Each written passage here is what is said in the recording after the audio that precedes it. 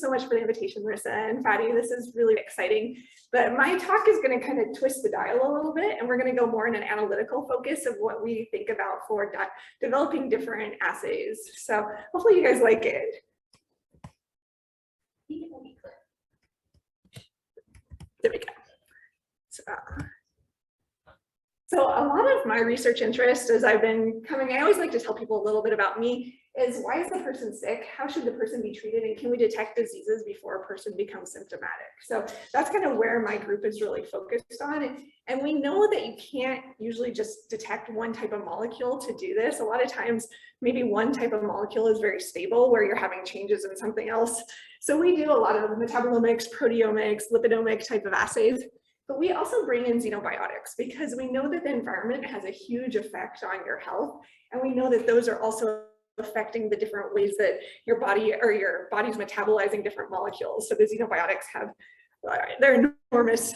But the problem is when we start looking at what we know versus what we don't know, our known reactions are probably the red, and our black is probably even more than this. Because every metabolomic study we do, we can detect about or identify about 10% of the features that we're detecting. So we know that we're not knowing 90% of what's going on. So we're like, can we dive more into that and see what's actually happening? So I always like to acknowledge these guys because they're the ones that do all the hard work, and I'm the one that just gets to talk. But James in purple, he's my research scientist, and he's amazing. I wouldn't be able to do it without him. And then the ones on the left and in the middle are my grad students, and the ones on the right are my undergrad students. So we have a really healthy lab where they get to, the undergrads work specifically with grad students, so the grad students work on their mentoring capabilities. But we do all the different omic analyses listed except for transcriptomics, and we collaborate a lot with people to do transcriptomics because we think they're super important for the omic studies we're doing. If you look at the little frame around each person, that's specifically their area, their main area. So you can see James is purple, so he's my metabolomics guy. I've got my green ones are my lipidomics, and then kind of so on and so forth. So everybody has kind of a different focus, but we do a lot of multi-omics where a lot of them are doing multiple type of omics and then bringing them together. So when you think about how you're actually going to do a lot of these evaluations, we can do mass spec for a lot of these. So all of the ones on the bottom are exposomic, proteomic, lipidomic, glycomic, and metabolomic. We use mass spec. So that's a great area. When we're going to do other things, sometimes mass spec isn't the perfect tool. But we do a lot of liquid chromatography. We can do gas chromatography, but we really focus on liquid chromatography for these assays. And then what my group does is we use ion mobility spectrometry because sometimes 2 dimensions aren't enough dimensions for you to get a really confident answer to the problems you're looking at. And we'll bring in ion-ion chemistry too and all kinds of different reactions. But the type of ion mobility spectrometry we use is called drift tube ion mobility spectrometry. And what it is if you're not as familiar with mass spec, if we had that tube, we would try and pump everything out of that tube because when we put the molecules in, we don't want them to have any interactions. We want them to hit the detector just longest mean-free path possible. If they hit anything, then they're going to start messing up their M/Z measurements, and we're not going to get an accurate M/Z measurement. With ion mobility, we fill that tube up with gas. So we want to do something different than what we do with mass spec. So we use nitrogen because it's inert, and we want to start causing collisions so that things that are bigger are going to have more collisions than things that are smaller in size, and they'll go through the drift tube faster. So we also apply a really weak electric field to pull them through, or else they're just going to sit there at the front, kind of when they sit at the top of your column. And what you have is you basically have that force pulling it through your electric field force, and then you have a frictional force that's pushing them backwards, and you get a constant velocity for the molecules moving through that drift tube. So I always like to show an example. So here we have 2 metabolites. One has meta positions of a hydroxy group, and one has para positions of the hydroxy group. We're going to pulse those into the drift tube and let them fly through. Because we have a really weak electric field, they're just going to tumble as they go. If we put a high electric field, you would have like a kind of bulldozing through, but we want them to tumble because we want to see how many collisions happen. So here we have our meta hydroxy groups, and it's going to come through first because it has fewer collisions with the buffer gas. And then we're going to have our para come through second so that you get the difference in the shape. But if you did mass spec, you would have the exact same masses for these two different molecules. Now we know there's two different species that add up to that mass when you're seeing it in the mass spectrometer. So what this allows us to do, because it's in the gas phase, it allows us to do these separations in milliseconds. So a lot of times these molecules will go through the drift tube in about 20 milliseconds, and then we can put it right after our LC and right before our mass spec, because we're going to do a time of flight mass spec, which is super fast. It's usually in microseconds to do our non-target analyses. And then we get 3 dimensions for every molecule that's traveling from our sample that we can match back to databases. And we can also do MS-MS. So basically we have a 4th dimension. What we get from the ion mobility is something called an ion neutral collision cross-section. And that ion neutral collision cross-section matches the shape of the molecule plus the interactions with the buffer gas. So you can kind of see that net around our molecule. If we change our buffer gas, that's going to change because you're going to have different types of collisions with different types of molecules. So we have to be really consistent about what kind of buffer gas we're using. But these are really, really robust. And so if I'm doing an assay and I'm talking to somebody in Australia also doing the assay, I can take my collision cross sections, send them to Australia. They're going to get the exact same values as long as they're using nitrogen. So we can basically standardize this velocity to shape. And then we only have to run the molecules in our lab, and they don't have to buy all the standards to make their own library. They can just take our library and port it over. So our group is really big on trying to make as many libraries of these. So if people get ion mobility systems, they can use those libraries directly and not have to, basically we buy, borrow, and steal a lot of molecules to try and fill up those libraries. And so today what I wanted to talk to you guys a little bit about is how we use these multidimensional evaluations to do biomarker discovery and validation, which is one of the areas my group focuses on. And first I'll talk about molecular discovery, and then second we'll talk about understanding if the feature is really from metabolism or if it's just a metabolomic feature. So kind of the difference between it. But to get into this, the first thing you have to realize is with ion mobility, there's trend lines based on what type of molecule you're looking at. And so what we see is that molecules that are more ring-based, they're going to have lower collision cross sections per m/z than molecules that are very linear. So more lipid-like molecules will have a higher collision cross section because they're extended. They're going to take longer to get through the drift tube, where the molecules that's tied up, it's going to take less time to get through. And here, if we look, so our nucleotides and carbohydrates that we know are more ring-based molecules, if we look at a specific m/z, so say this 2000, they'll have lower collision cross sections than a lipid that has that exact same m/z just based on the backbone of that biomolecule. So that's really important for our studies, because now we can take features that we're seeing from a sample and get an idea of what type of composition or what kind of backbone structure the molecules actually have, just by looking at the collision cross section that we measure. So that's been really powerful for taking some of those 90% of unidentified features and saying, oh, this is somewhat lipid-like because it seems like it's very extended. And so that paper came from John McLean's group in Vanderbilt in 2008. And so my group has been doing the same thing, as like adding as many molecules as we can to make sure that these trend lines hold, and then finding new trend lines within the data. So we first started and we replicated what John had done. And we saw the same thing as we saw our nucleotides and our oligosaccharides are going to have these lower trend lines, where our lipids and more of our peptides are going to have these higher trend lines. And even those lines, even though they look close, our resolving power is really good. We have resolving power that'll distinguish cross sections of about 1% difference. So even though they're close, those actually give us a pretty good idea of what the molecules are. But what we wanted to do is we wanted to start doing some of these small molecule assays and looking more in depth of actually, do these small molecules also keep these trend lines?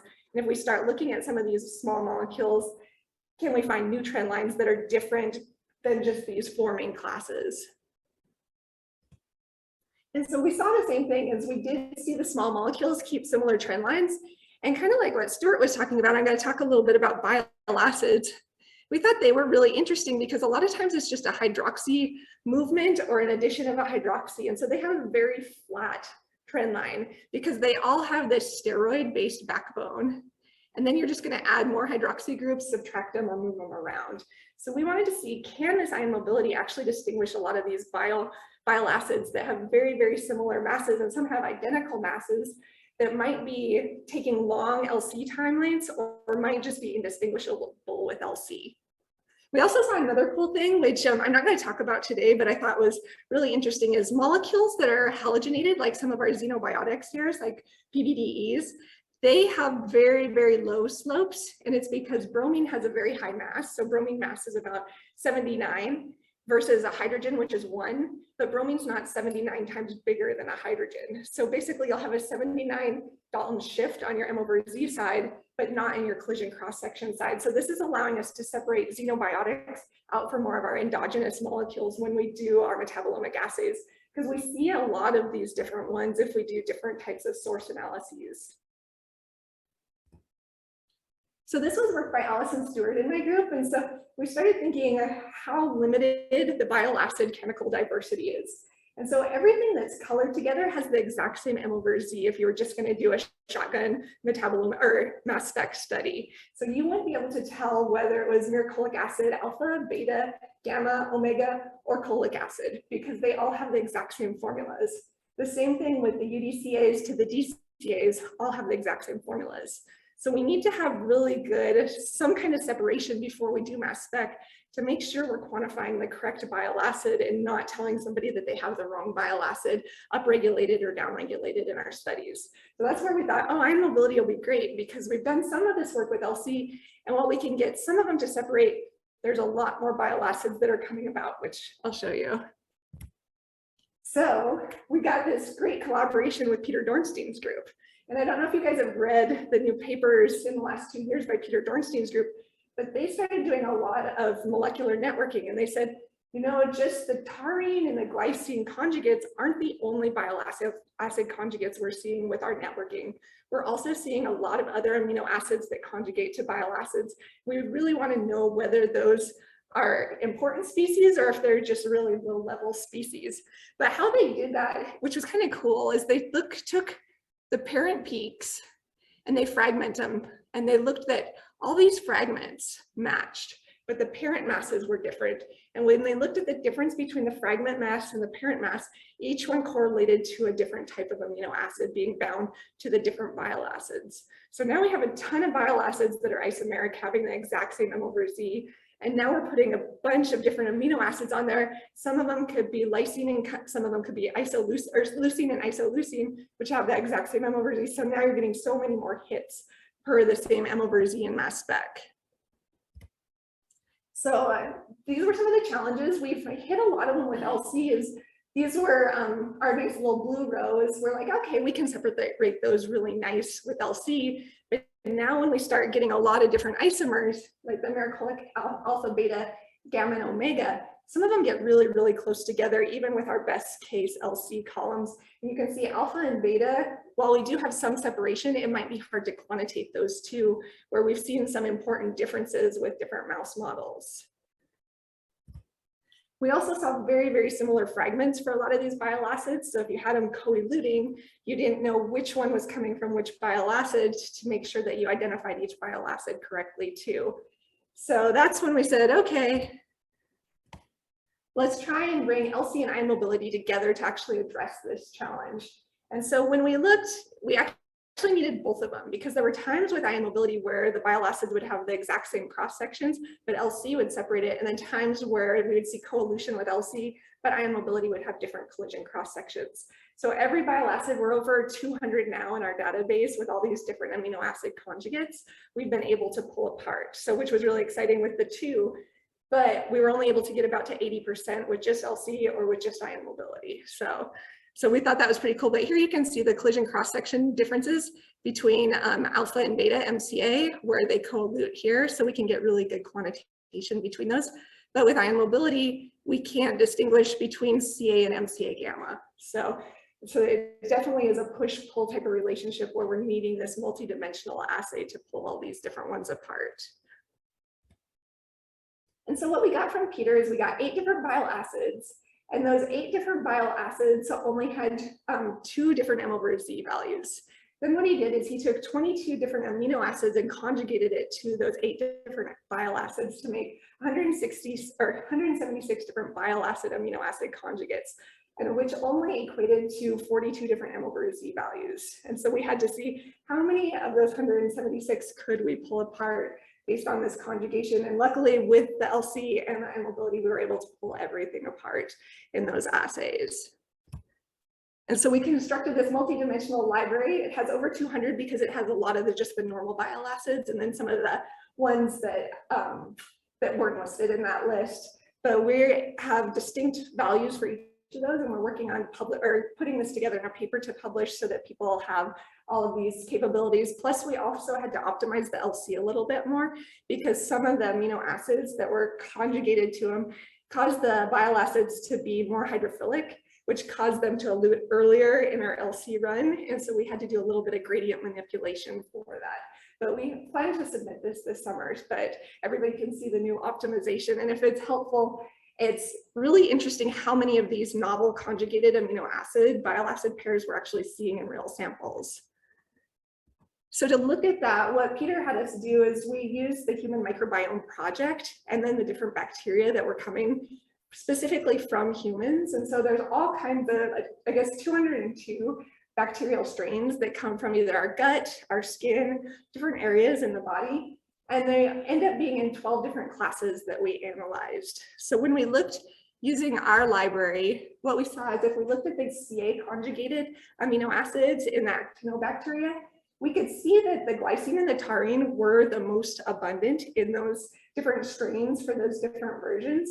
But there were times where we had alanine, CA, and especially here in the bifidobacteria, we saw a lot of these novel conjugates and then a dropout of the normal glycine and taurine based bile acids, which we thought was really, really interesting and might lead to a lot more information in some of those bacterial strains. But we also saw, even here, alanine CA was present in all our different strains too. So there were certain conjugated versions that are present that people have never really thought about before being present. We did this, I don't want to show a ton of examples, but we did it for different things. Clostridia we thought was really interesting because one strain of Clostridia had more of the alanine conjugated CA than any of the other types of bile acids when we did the heat maps for it. So we're ending up with a lot of really interesting strain dependent bile acids. And we're using this to look at human fecal transplants right now and seeing after a transplant if some of these go up, and we're seeing really interesting results with like the phenylalanine conjugation and the tryptophan conjugation. We also are looking at a lot of the other different bile acids too. So this is just an example of using the CA. And so this is like the conjugation with DCA. We saw very similar things with the DCA, and very similar patterns, but sometimes the DCA almost had higher levels of some of these novel conjugates than the CA did. So we are seeing these on different types of bile acids. So that's kind of just a look into how we do molecular discovery and how we're trying to find new things. Another one is how we're using ion mobility in our features of metabolism. And so for features of metabolism, when you think about your metabolomic pipeline, first you collect and you extract. And the biggest thing I always tell people is make sure to help that metabolism, because we get so many samples and they're like, yeah, I set this on a shelf for a while, you know, and I didn't do anything. It's like, oh, no. And we work with a lot of people that actually collect wildlife samples. And so we make them take liquid nitrogen out to wherever they're working so that we can help the metabolism and stop the lipids and the metabolites from processing when the serum is taken. We're actually doing some alligator work, which is kind of cool. But yeah, alligators are have a very robust immune system. And so if you see alligators starting to get sick, they want to really understand if there's certain xenobiotics in their serum that is causing them to get sick. So we look at the xenobiotics and then the lipid metabolism too. But yeah, it's kind of a fun, I get to go every once in a while when they're nice and it's actually fun to watch them catch the alligators and release them. You want to be a little bit away from them. But then we do our experiment. For our experiment, we do the LC, IMS, and then we do CID. So we do specifically collision-induced dissociation with the time of flight instrument we have, mass spec. Then we do our statistical analyses to try and figure out what is statistically significant. So we'll have our nice little volcano plots or whatever, heat maps, whatever you have there. And then we'll do our validation, which a lot of times requires us to do things on a triple quad or to make sure that that annotation is correct for what we're actually seeing, because because we're doing non-targeted, everybody always wants you to validate with a targeted, specific, very sensitive instrument. So the hardest thing for us, though, is we start looking at those significant features and we can say, do those really correlate to metabolism, though, or are they just features that are floating around in your body? And when we think about how to do that, then we can also do structural annotation once we figure out whether they correlate to metabolism and we want to look into them more, or are they just something that it doesn't really matter for metabolomics. So we started thinking about working with Gary Patty on isotopologs. And so all an isotopolog is basically taking something that's all C12 and putting something that's all C13 in there and watching it flux through your system. And so in this case, we can think about glucose is a great one for fluxing. And we can put glucose and feed it into cell cultures and then follow the different metabolomic pathways and see which of our metabolites have shifts in their M over Z values. That means that they've been affected by that glucose, and meaning that it's been the metabolism of that glucose. And then we can relate that feature specifically to metabolism. But here's our little guy, and we can feed him a heavy version of glucose where every carbon on the glucose is C13, a version of that. And so then you would have 6 different carbons, or maybe 5, 2, 4, yeah, 6. Like, I'm sure there's 6. I think I forgot to mark it on that one. But you have your 6 different carbons going through your cycle and then following every time you see that shift. And then what we do is we have these cultures separate, but then we combine them after we extract. So then we do a 1-to-1 combination and look for any peaks that are 1-to-1. And we can change that combination of doing a 1-to-2 and then look at peaks that are 1-to-2 and then correlate that those features have been affected by these heavy C13s that we put in there. So I'll show you some examples, but here's a mass spec where here we can see that 426 and 436 are very nice, even 1-to-1 features. They're 10 Daltons apart, which means that they'd have 10 C13 heavy labeled versions in there, which is probably all the carbons in that metabolite. So it actually helps us understand what that metabolite is. So the 426 peak probably has 10 carbons, but we know that that one specifically has been affected by metabolism if this is a real feature of this splitting. So then we can say this isotopolog helps us get to that feature of metabolism. But this isn't new. I'm sure a lot of you guys have seen this before. So I always have to say that. It's like, we're not doing anything new. We're just trying to combine more dimensions to make sure that we're certain of those features, because that 1-to-1 might not necessarily be because of an isotopolog. It could just be a different metabolite in there that does have like a 1-to-1 distribution with that. So we really want to be confident that that's from that isotopic labeling. But there's credentialing, which Gary put out. And then also Miracle, that's been around for quite a while. And then probably the most famous one is IROA. So all of these use isotopologs, and that you can do all of this type of work with that. But when Gary and I were thinking about this, we're like, okay, Gary came up, he's like, I'm really not sure that this split is really from that. I want to validate that this is actually from that heavy labeled C13. And so his student, Mike, I started talking to my student, James, or who is now my staff scientist. And then they said, okay, let's do our cultures, let's do our extracts, let's combine them in different ratios, and then let's run them through your instrument with the multidimensional to see if that ion mobility can actually help validate that this is actually the same feature, but just carbon 13 labeled. And we said, that's really cool because carbon 13 should not affect structural size. So we should have the same drift time separation for these molecules, and they basically should come through as pairs. If they're different molecules, they should have different drift times. So what James did is he started looking at some of the features that Gary was seeing. So here we have a nice little guy at 131 and a 137, so a 6 Dalton split. And he said, okay, let's look at just the C12 and the C13 version of this. And so we saw only one peak in C12 and only one peak in C13. So that helped validate right away. We're like, okay, this is where they're coming from. And then he said, okay, the difference when we do the subtraction is 6. So that means we have 6 carbons. And so then we can get a possible annotation for that formula. So we have C6H14 N2O. And so now we can look at the LC, these guys coalute, so that's another good thing. So that helps validate that they're coming out together. And then when we look at the ion mobility, we see the conserved drift time. So that both of these features, because there's no structural change in the C13, they would come together as a pair when we look in our drift time. So that made us really confident that we could go back and to look into some of our databases and take that CCS value for our light version of it and actually say this is N-acetylputrescine, which matches the collision cross-section of our molecule. So we felt pretty confident that that's what we're doing. And all these different steps have really helped us figure out what these features are. So then things can get a little hairier. So if we start thinking about a more complex sample, so here we're doing the base peak chromatogram for a helic. So we used helic LC in this case, and ESI negative, but also with the ion mobility in the mass spec. And James just looked at that very specific region here.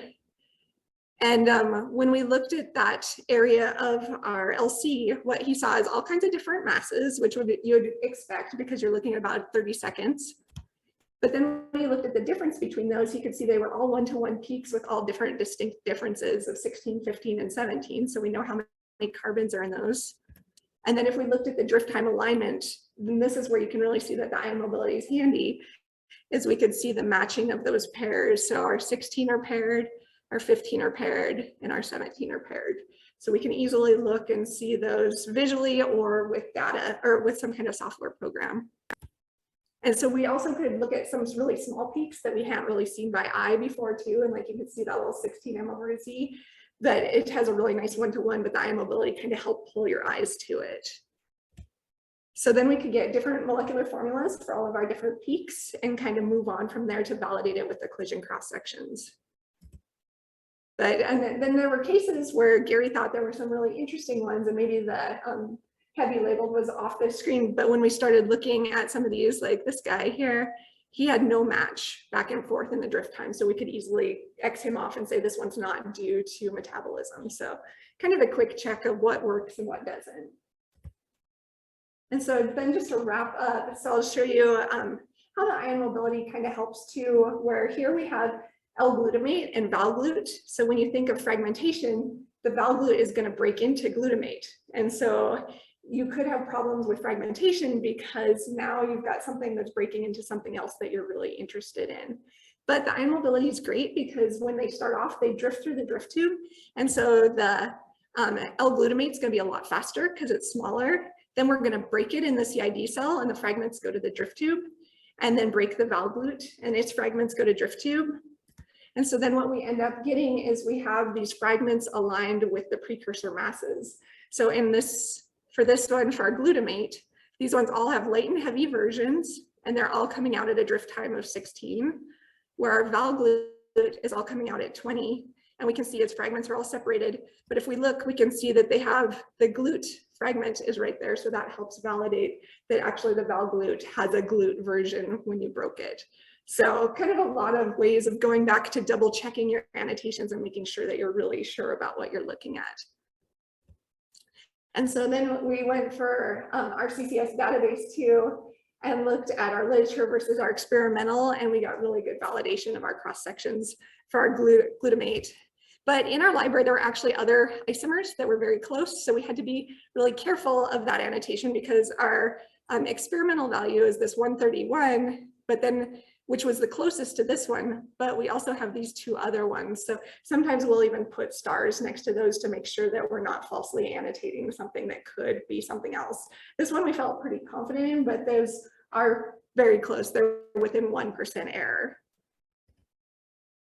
And then so finally, so our utility of a cross section. So now if we pull out the exact same M/Z, so here in the LC, we had two different peaks and we weren't sure what the two different peaks actually meant.